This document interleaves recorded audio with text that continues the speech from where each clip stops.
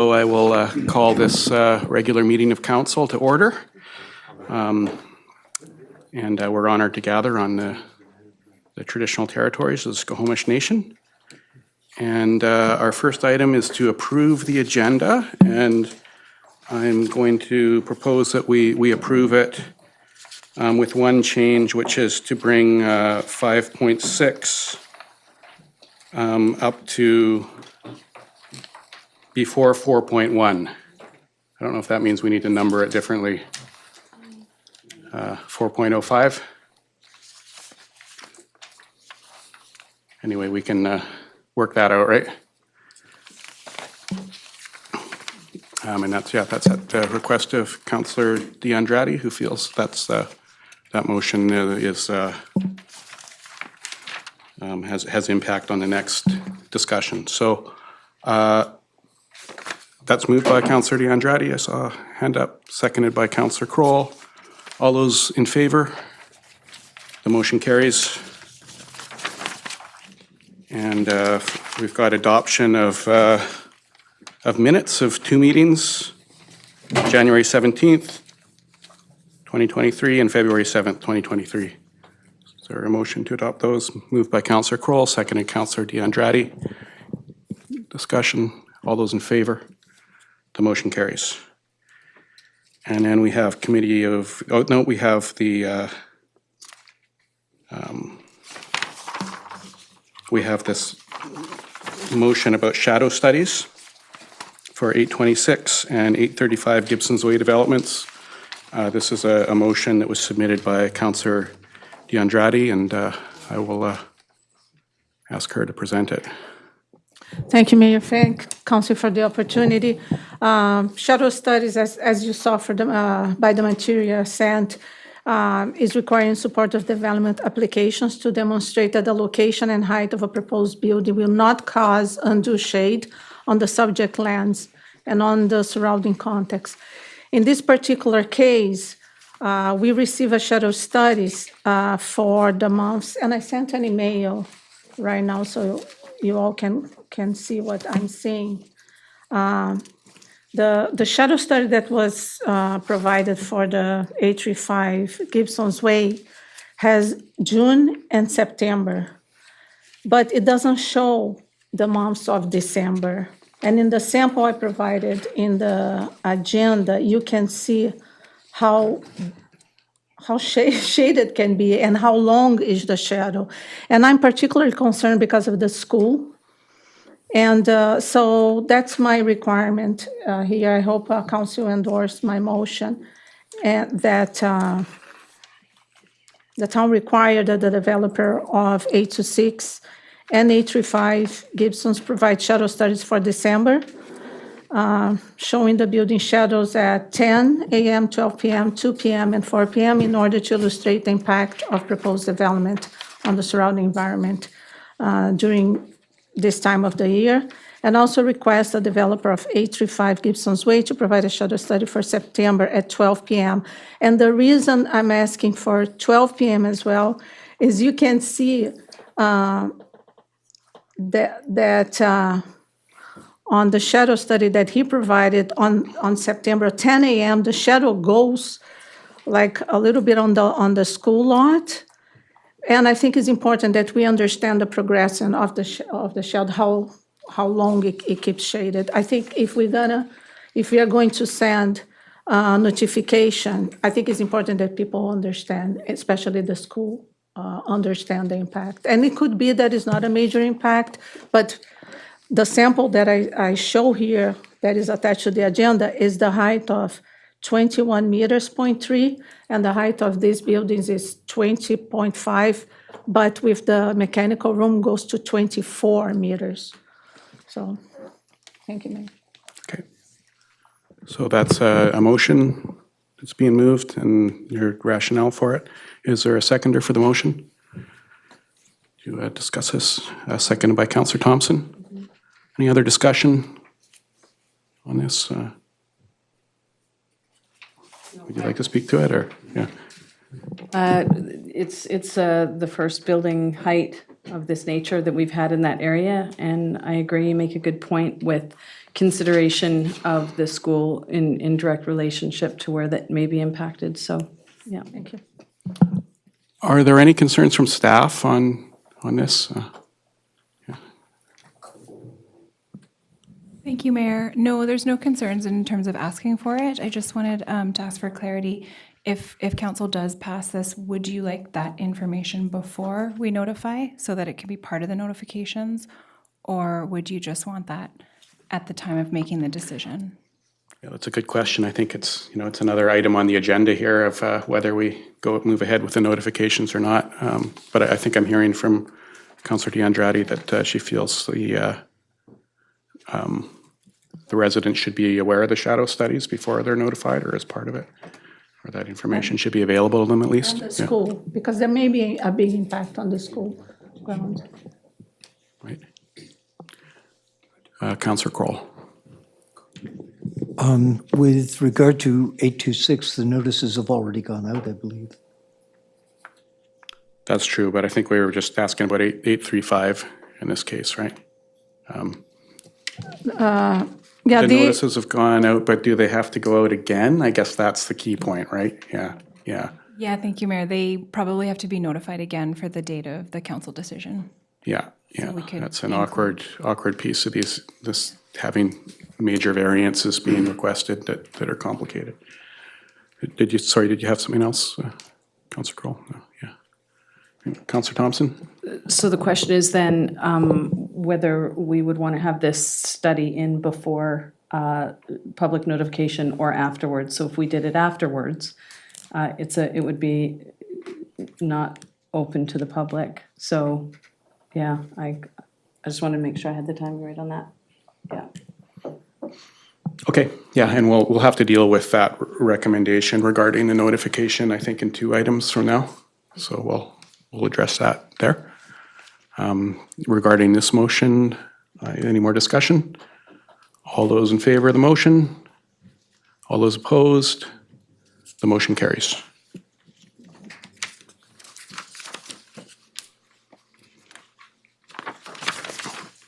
And next item is a recommendation from January 17th, Committee of the Whole, 4.1.2, which is that the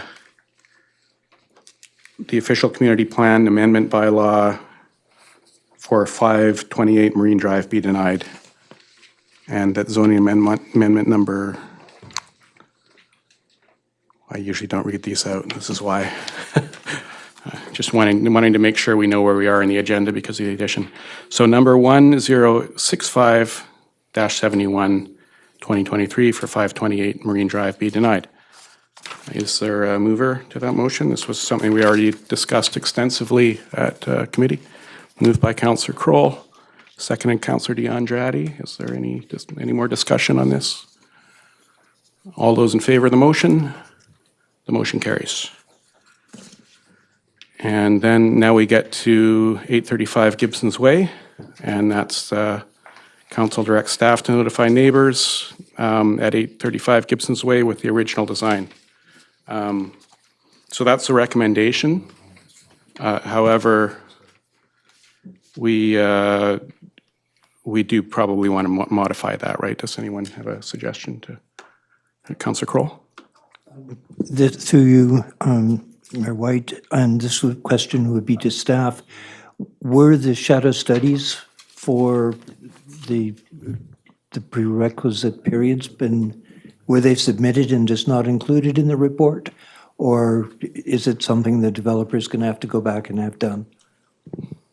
Sorry, is this for 835 Gibsons Way? They did submit shadow studies. I can't recall if they submitted all the ones for the times and months that are asked for here, so we might have to ask for some more shadow studies.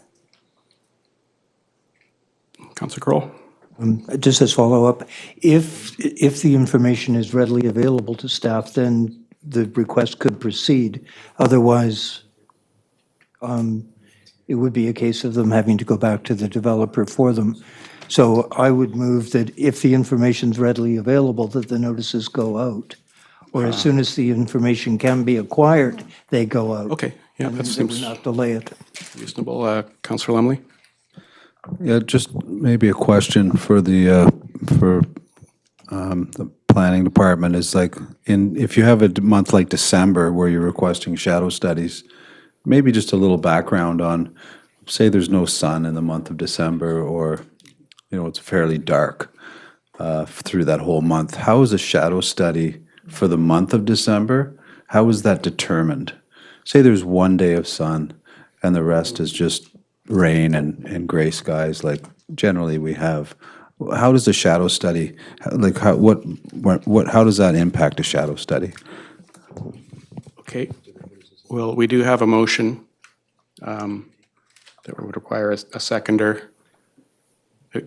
Okay, we've got that as a seconder, but let's answer that question. I've had that question too. Like I don't see this as necessary information, but I appreciate that we all need our information to make our decisions in different ways. So the shadow study would look at where the shadows lie on a property.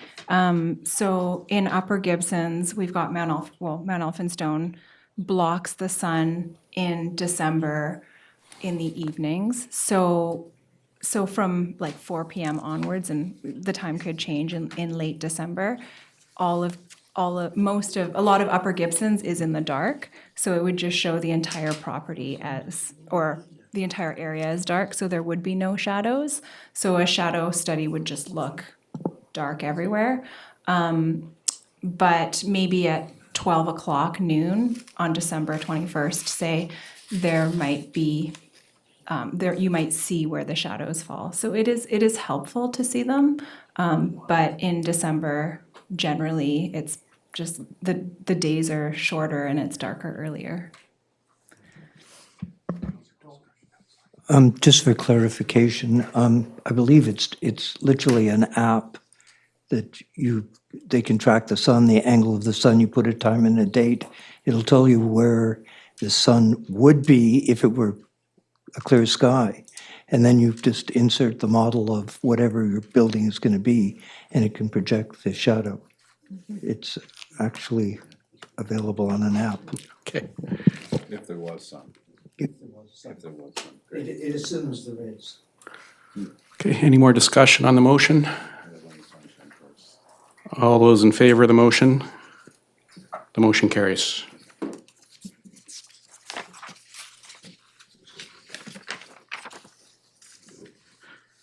And we have the next committee of the whole meeting, January 24th, 2023. I had, sir, sorry, I just wanted to ask that we have some quiet in the audience, please. Garbage and organics program rate increase, 2023. And the recommendation is as written. Is it moved by Councillor Kroll? Is there seconder? Seconded Councillor Thompson. Any discussion? All those in favor of the motion carries. And then there are Public Art Advisory Committee meeting minutes for information. Any questions on that? Okay. Now we've got the Gibsons Senior Society request for approval to build a multi-purpose dining room as an addition to Harmony Hall. And there's a recommendation there. I think we do have a sizable delegation. Thanks for coming. And if anyone's ready to speak on this proposal, I think that's we're willing to entertain that. But I'll look to staff first to see if there's any quick introduction. Sorry, Councillor Kroll, did you have something to? Just for clarification, just to advise the gallery that there is an open mic hanging over their heads. Yeah, So maybe that's goes it. out with our- I'm hearing the little whispers like really loudly, clearly here, so it can be disruptive to everybody, and we can hear every word. Wasn't planned that way. No, I did not ask for that. I don't think anyone up here did, but anyway, CAO Machado. Just through you, Mr. Mayor, just a quick introduction of the report. We received, the town received a request January 23rd, from the Gibson Senior Society with a proposal. So seeking authorization from the town as the landowner, I guess, from the site. So there's a beautiful proposal there in your agenda, and they're seeking approval for the construction of what will be a multi-purpose dining room hall. In terms of the terms of our license to occupy, it is the responsibility of the society for that project, but that also includes a requirement to check with the town on any type of changes to the site. So that's what we have.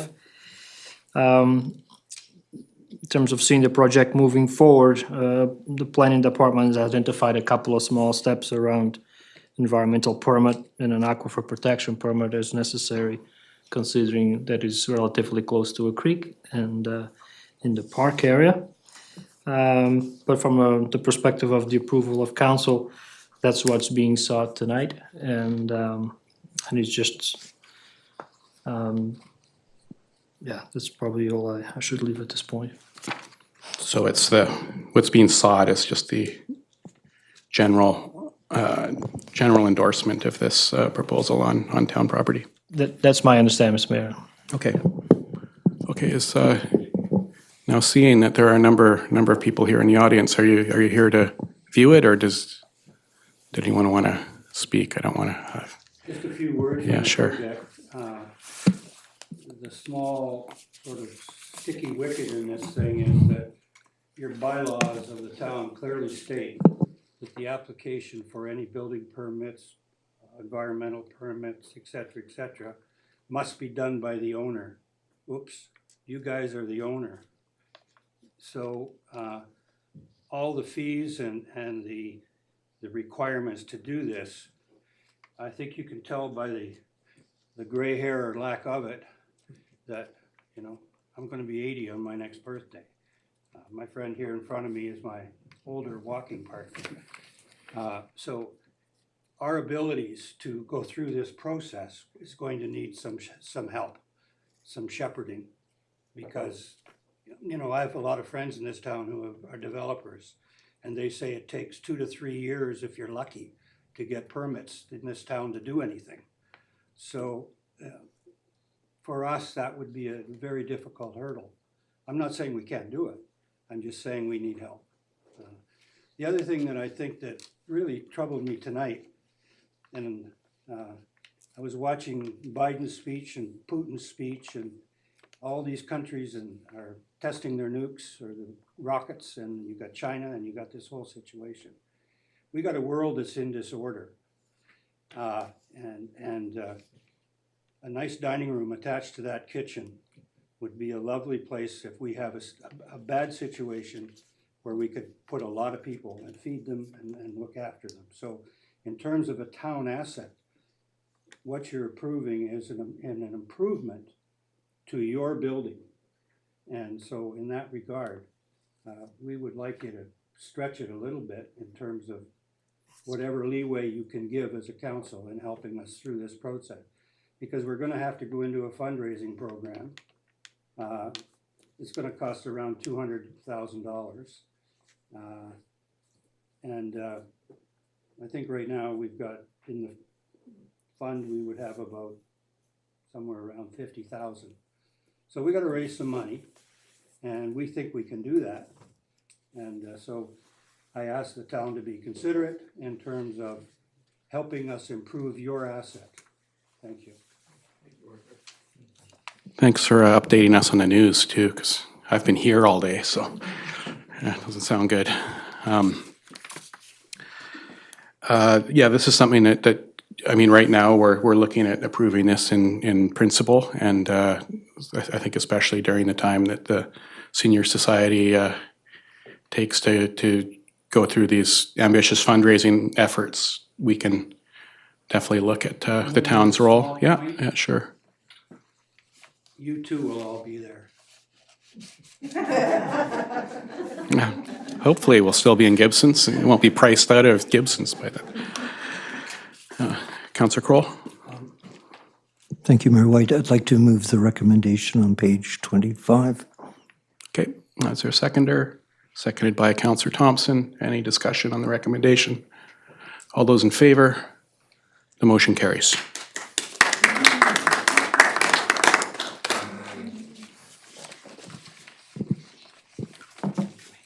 And next, we have item 5.2, which is 2023 water and sanitary sewer rate increases. Now, this was not coming directly from a committee of the whole, but it is something we discussed previously. I'll look to the Director of Finance. I think I probably already summarized it there. You did, yes. Thank you, Mayor. It came from the January 24th Committee of the Whole meeting, and it's sort of working its way through, and now we're at the stage where basically these are the recommendations that came out of that meeting, and this is to direct staff to prepare the bylaws, and these are the user bylaws to get them in place by the end of March. The tax bylaws will come in April with the annual tax bylaw. Okay, yeah, thank you. So this is through the plan? Excuse for 30 seconds so that we can go, because past my bedtime. Yeah, no, we don't consider it rude if you get up and leave, that's fine. Is there a mover for that motion? Moved by Councillor Kroll, seconded by Councillor DeAndrade. Any discussion on the motion? All those in favor? Opposed? The motion carries.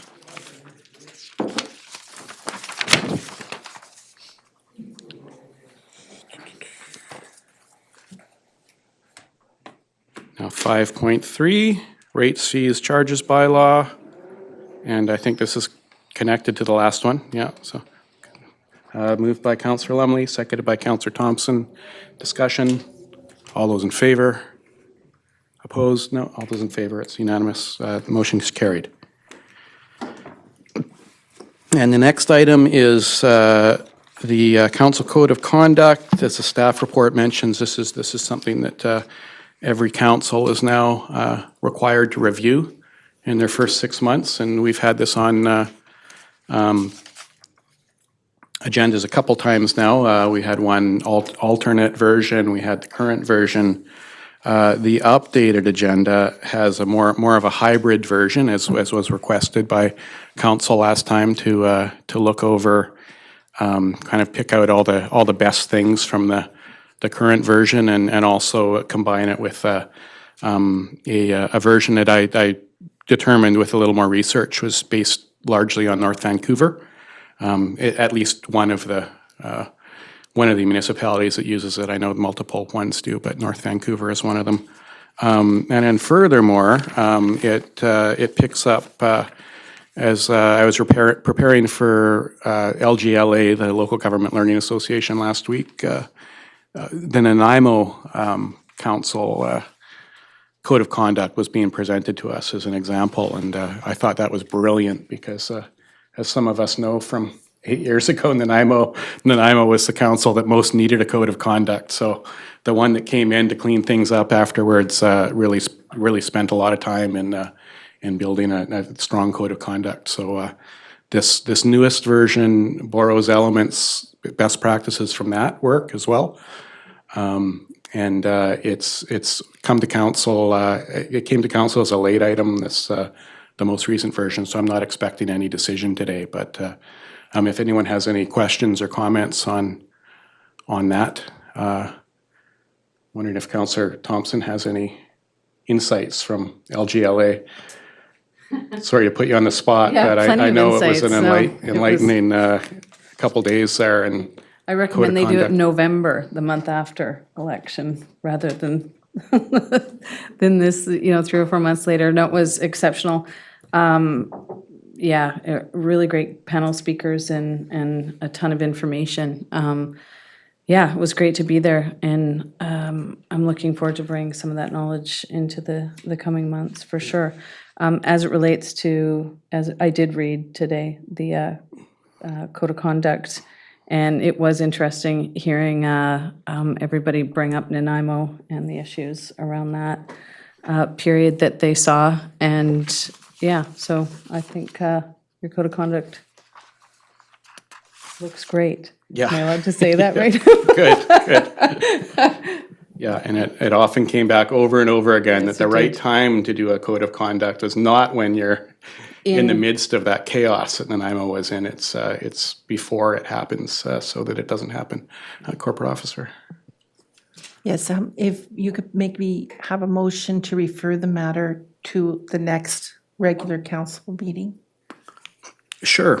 Do we want to, I don't know what our calendar looks like for committees of the whole, or, I think the next council meeting, it would be a special one perhaps, but the next one is March 7th. okay, is that going to be all budget? I mean, we've, The committee of the whole is all budget, but the council is not. okay, sure. Well, let's, is there a motion to refer to the March 7th? I thought Councillor Kroll, seconded Councillor DeAndrade. All those in favor of the motion? The motion carries. And next we have early adoption items for the sanitary sewer capital budget. These are put forward by our Director of Infrastructure Services. Again, I think this was discussed at prior meeting about capital projects, but if there's any more to add, please do. Thank you, Mayor White. Yes, the purpose is, as was discussed at the previous budget meeting, to bring forward a pre-approval request to fund two of the projects that were identified that would require debt funding to finance, that being the replacement of the centrifuge and the force main between the Proust Road lift station and the wastewater treatment plant. And then with the recommendation also that staff be instructed to bring forward the bylaw for the loan authorization bylaw. Yeah, both significant and necessary projects in relation to the plant.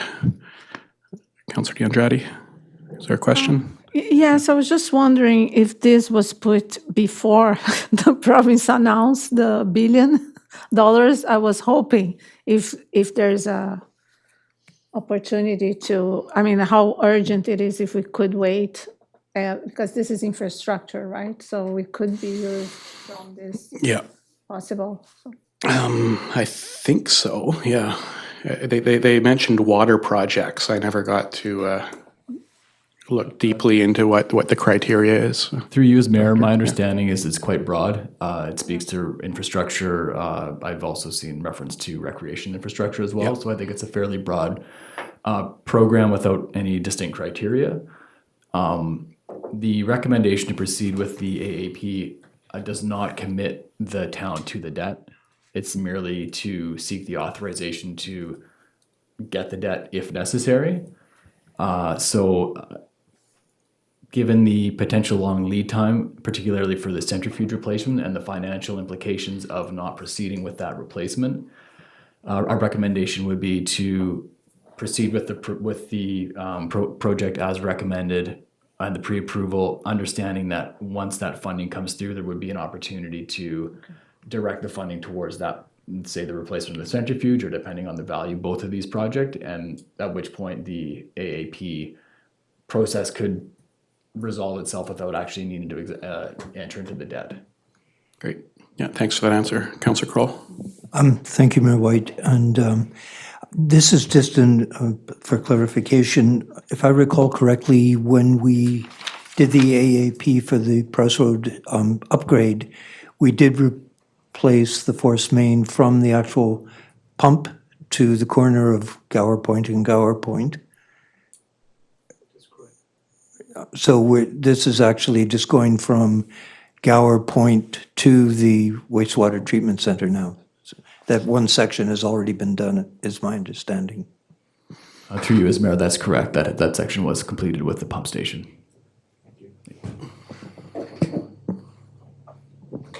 Okay, I don't think we have that motion yet. We've just been asking questions of staff. So moved by Councillor Lumley, seconded by Councillor Kroll. Any discussion of the motion? All those in favor? The motion carries. And now we're on to council reports. They're as written. Really appreciate the fine collection of report and activities of councillors, and I do want to. They're as written, but I do want to recognize Colton's here as our student representative, and if there's anything. This is often his one chance to speak at a meeting, so Yeah, should I see if just- there's anything to update or, yeah. Yeah, pretty much it was just the big delegation that I finally did with me and Kale Reed, one of the alternate student representatives, and also with Anna Latanzi, who was originally in that first Transportation and Accessibility Committee that Councilor Kroll helped us get together. And we've been planning it for a while, and we finally got to do our delegation to the SCRD on proposing free public transportation for all of the students on the Sunshine Coast, including high school students, because there's already elementary school students already have free transit as mandated by BC Transit. Then if we could also get free transit for high school students and some local post-secondary students, like those on CAPU's CalXA campus, and any that are commuting into the mainland. So a fun story, when I was sitting with Councillor Thompson at LGLA, there was somebody on behalf of BC Transit speaking to us. And I vaguely recognized him, and I was trying to figure out how. And at some point, he started talking about, he's from Comox, and he was talking about struggling to navigate the transit system when visiting Vancouver as a 15-year-old. And I realized that's when I knew him. I realized that I knew him when we were teenagers. So I went up and talked to him afterwards, and we've got. I'm hoping that might be an in to maybe have a further conversation directly to BC Transit about this initiative, it's pretty cool because it's got that. He was a teenager himself navigating transit, and he was talking about it. Councillor Kroll. Thank you, Mayor White. Something I would like to say about the delegation that Colton and his team presented to the regional district. Having sat on the regional district board and having sat on council for a term, I've seen a lot of presentations and delegations, and I really have to commend Colton and Kai and Anna. They did one of the most professional I've seen to date.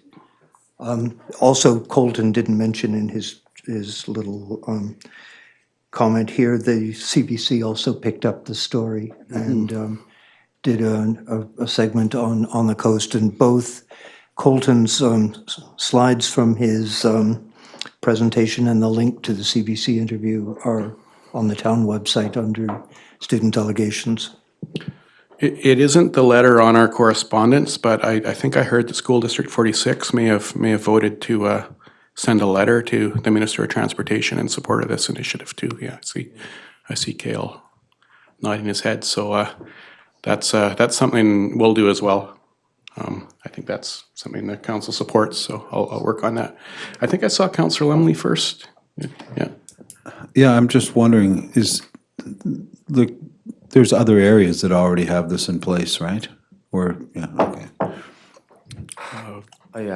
Through the mayor, yes, I believe that Whistler already has free public transportation for its high school students, and Victoria has it for their university students. UVic students have to pay it as part of their student fees, and then they get free public transportation through that. And I believe there was one more municipality in BC that had free public transportation as well. So with it having already been pushed through in some areas, it'd be great to follow in their footsteps. Thanks. Councillor D'Andrade. Thank you, Mayor. There's a community climate action plan survey on the SRD, and one of the question is if you support the students. So I said yes. I recommended everybody goes online and respond to the survey. Community climate action plan. Wonderful. They integrated that into their survey. That's Councillor Kroll. I would almost like to make a motion that the town send a letter to the regional district in support of this action. Sure. What you referenced in your comment about someone trying to navigate the transit system, get them early, teach them. And now he's in charge of BC Transit. So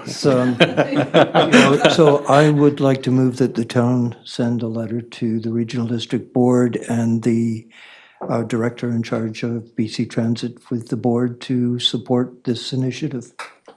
Okay, and the Ministry of Transportation? And the Ministry of Transportation and other municipalities with transit systems. Yeah. Okay, I don't know about the other municipalities with transit systems. They'll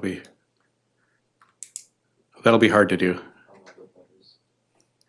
Well, I believe we have a process that we can invite other municipalities to. Let's send it to UBCM, sure. How about that? And UBCM at the end, yeah, okay. Is seconder, Councillor DeAndrade, discussion of the motion? All those in favor? The motion carries. Thanks. And I'm just trying to look over to see if there's any council kind of direction or input needed on other reports. I've got my SCRD report. You know, we've been talking about that extensively already in the committee about the increase, and I'm trying to appreciate the non-discretionary increases that are coming down the pipe at the SCRD. I definitely appreciate those and support them. There are contractual increases and decisions that have already been made on things that are really pushing the large taxation increase that we're going to end up with at the town of Gibsons. But in saying that, I'm also trying to hold the line on additional staffing increases and discretionary proposals. So I hope that's, I sense that that's a reasonable approach from our council, and I'll continue to do that unless anyone has any concerns. And Councillor Lumley's been strong on that same approach when he's been taking my place there.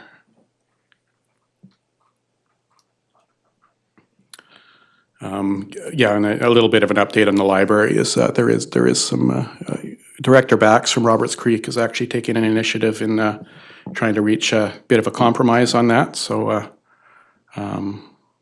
that's I appreciate his work on that. More reporting on that to come. Next item. Oh, and I've got primary care forum, which was from October 27th, and I promised everybody that I would share information on this back in October. So I finally got that. It finally came just a couple weeks ago, so that's in the agenda. Correspondence. Now, I still find this referral confusing, and maybe Councillor Kroll can enlighten us on it, because this was a referral from the SCRD on the Housing Action Plan, but my understanding is it's final, and I've got that straight from the source. And Councillor Kroll, on our behalf, already heard about this plan and provided input on it, I think, and even had a meeting with Cover the Coast about it. But I think this referral ended up being from the SCRD, maybe more from the staff, for the staff side, rather than the elected official side. So I'll just go to Councillor Kroll. I think your interpretation that it was more from a staff side than an elected side is correct.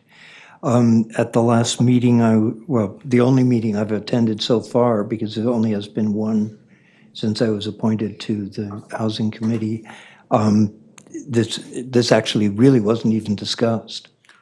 I'm talking about the action table, though, like the bigger table that meets by Zoom.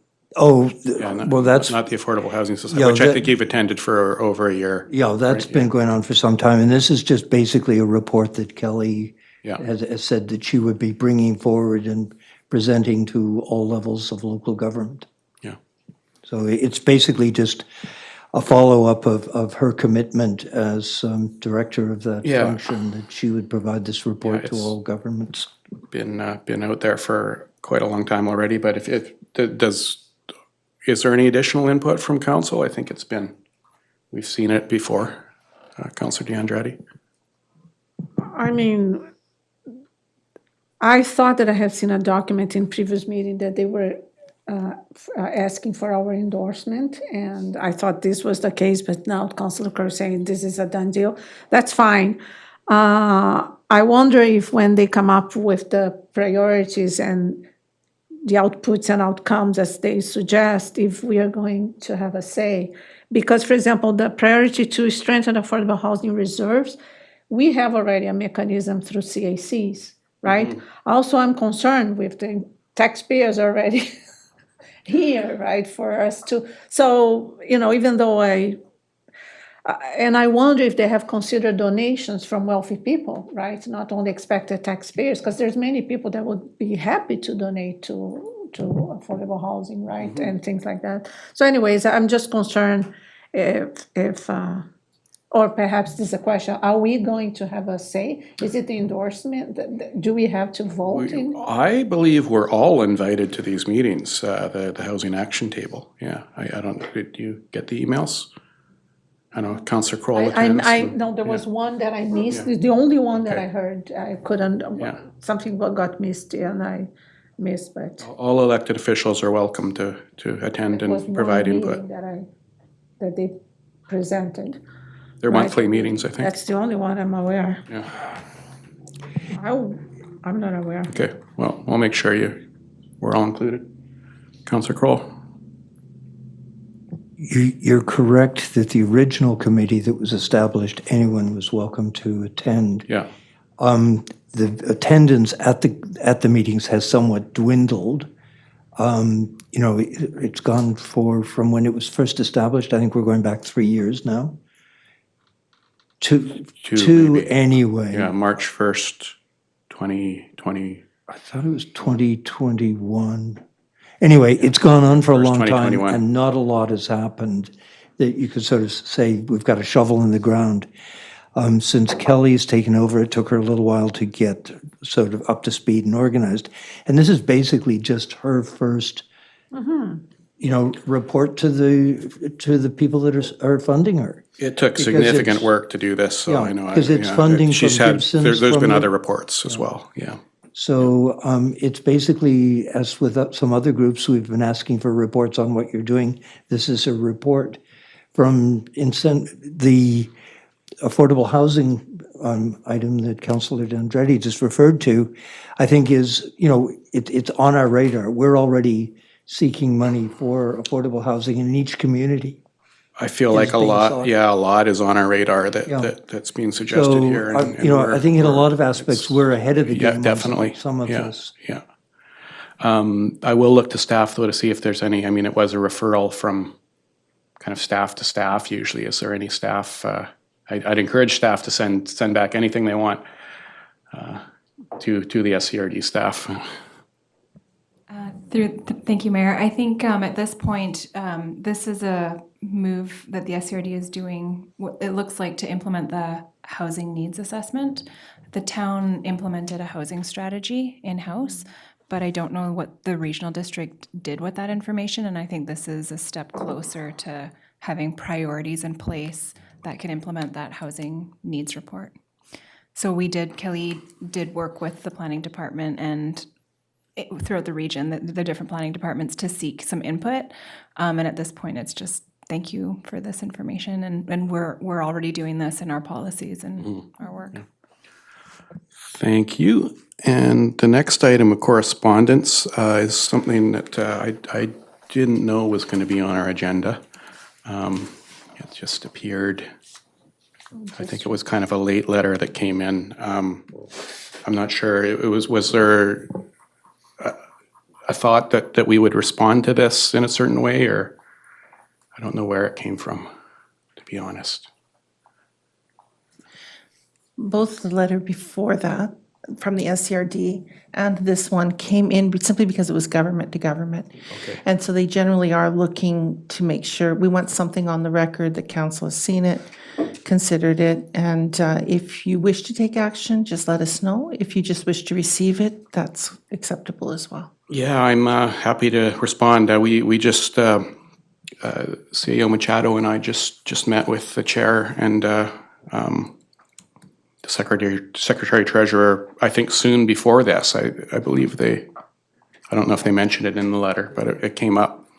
Some of these suggestions weren't at the meeting though, such as rerouting all commercial traffic along Ree Road, and I don't believe we have the authority to do that. But maybe I'll just have to write something to. I see Colton's hand up first, and Councillor Lumley. Yeah, thank you. I just wanted to add my voice to the letter, actually. I walk to school every day and I go across that intersection, especially during our heavy traffic hours. And it is crazy through there. Tons of traffic coming down through North Road, turning onto the highway, and tons of other traffic going up School Road or across Gibsons Way, turning into there. And when you are one of the pedestrians, especially for the younger school children who are going across that intersection, going to the elementary school, it seems dangerous. And of course, we've seen before, one time a logging truck even fell over, dumped logs there. Very lucky that there was no one there. But also, I see frequently people who will cut in before they should, and then they're stuck out in the intersection. People have to walk between the cars even, and it really needs more work. Perhaps, like, you can't direct people through Reed Road, but perhaps just a lot more signage, making people much more aware of how they need to be cautious around all these school children, especially for the elementary school children. I'd really like to look at, and we talked about this at the meeting, look at more signage there. I don't know what Councillor Lumley is going to say about signage, but he's got a history with that. But yeah, that's one point. Yeah, another point is it was like significantly improved. 5-6 years ago, a lot of funding went in from that for 3 different levels of government. And I know MLA Simons.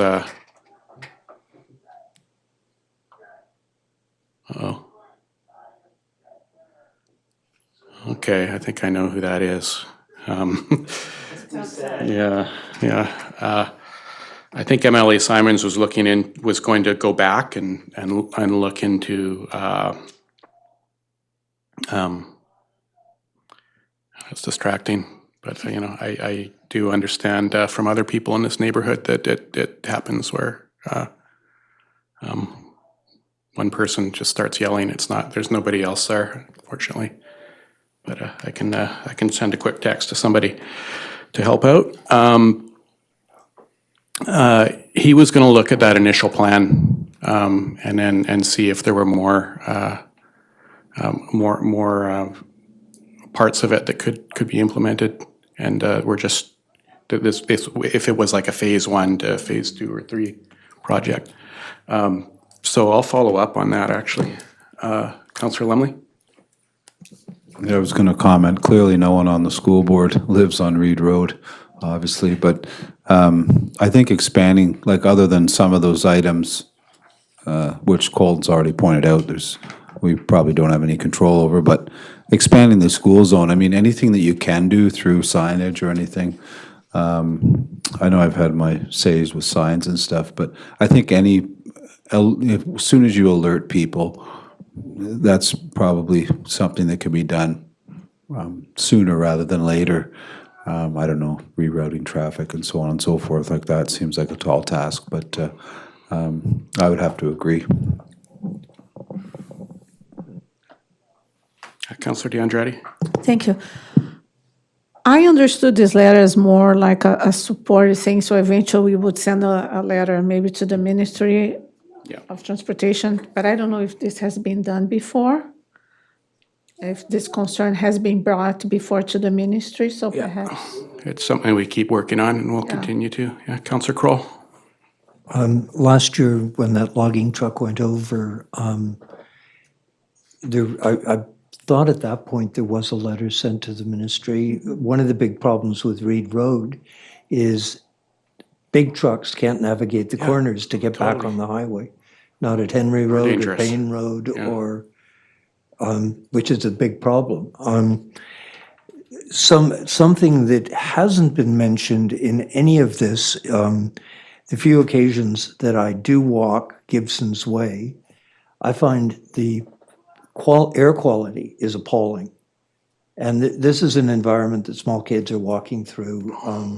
So anything that could reduce traffic, and back to Colton's bus thing is that, buses getting students to school would eliminate a lot of the parent drop-off, which would help eliminate a lot of the potential traffic. And electric buses. School districts applied for electric buses too, which is exciting. An additional piece to this too is that there was the big bypass study that Modi did a year ago, I guess, or last year, and they are scheduled to, or they're working on coming back and giving us an update on that soon. They've been in touch with me and CAO Machado about scheduling a time. They're not quite ready yet, but they'll be bringing that soon, and that might be a part of this to actually upgrade some of the roads so that they're so a bypass can accommodate some of this traffic. Next, we have the motion to close. Well, is this on the last item? Yeah. Yeah, it's because they are requesting an opportunity to bring a delegation. Are we responding this letter? That's what is in the letter. I'll respond. I'll definitely respond to the letter. I don't know when we can schedule that. I see we urge your and empower your staff to work with our Secretary Treasurer. I think that's. We're hoping that council will invite. We'll invite? Okay, well, I like the, let's keep working staff to staff on this. I think that's going well. I mean, we get the concerns here. We share the concerns for sure. And we have a student counselor to let us know, right, firsthand, as well as two others here too. Councillor Kroll. Before we move to a motion to close, I'd just like to acknowledge that we have Erin Payne, our alternate student on council with us this evening, and just wanted to welcome her. Yeah, and of course we've met Cale Reed already. Is here too. Thanks everybody for coming. So we've got a motion to close, and it touches upon three items of the community charter. We've got section 91A, which is personal information. In this case, related to members of the appointment of members to the advisory design panel. 91E, which is in relation to acquisition, disposition, or expropriation of land or improvements. And then 91I, which is solicitor-client privilege. So looking for that. Councillor Kroll moves it, seconded by Councillor Thompson. All those in favor of the motion to close? That carries.